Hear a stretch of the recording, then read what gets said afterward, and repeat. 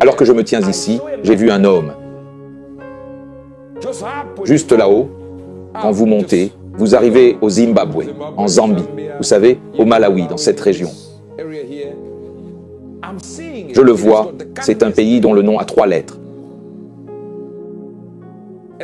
Comme un acronyme, je vois quelqu'un qui est poursuivi. Ils ont l'intention de tuer cet homme.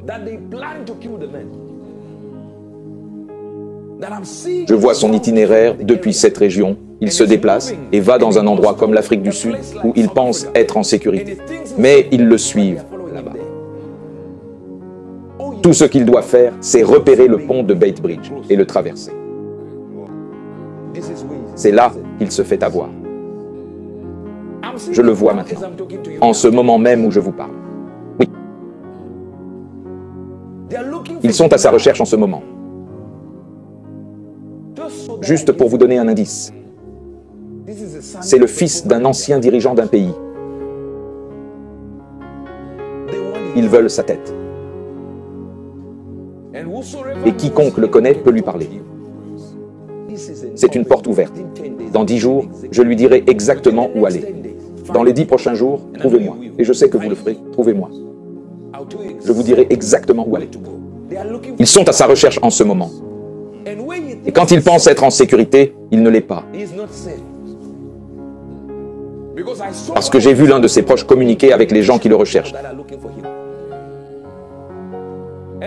Et je le vois maintenant. Ce n'est pas une information que j'avais avant de venir ici. Je le vois en ce moment même, en vous regardant comme ça.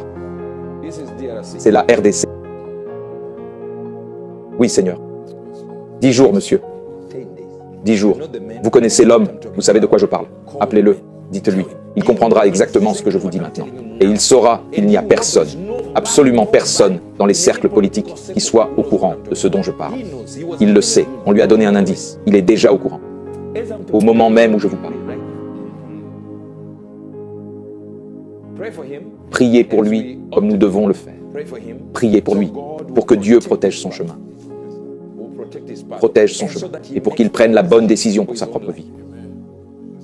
Parce que sa vie est en danger en ce moment. Je le vois. Il a déjà quitté l'endroit avec ça.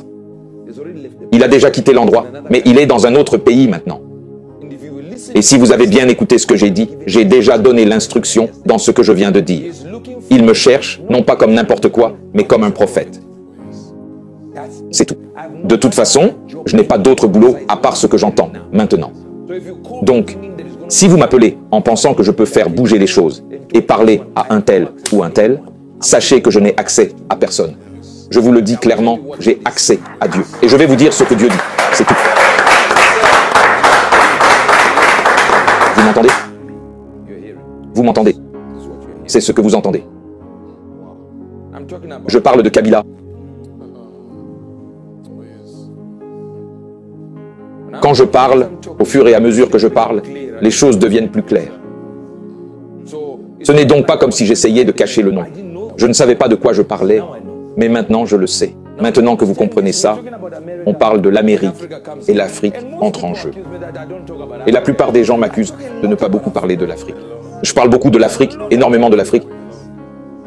Mais vous voyez, le problème avec les gens, c'est que quand ils veulent que je parle peut-être de l'Afrique du Sud, ou qu'ils veulent que je parle du Zimbabwe, ils ont une prophétie qu'ils veulent que je donne sur le Zimbabwe.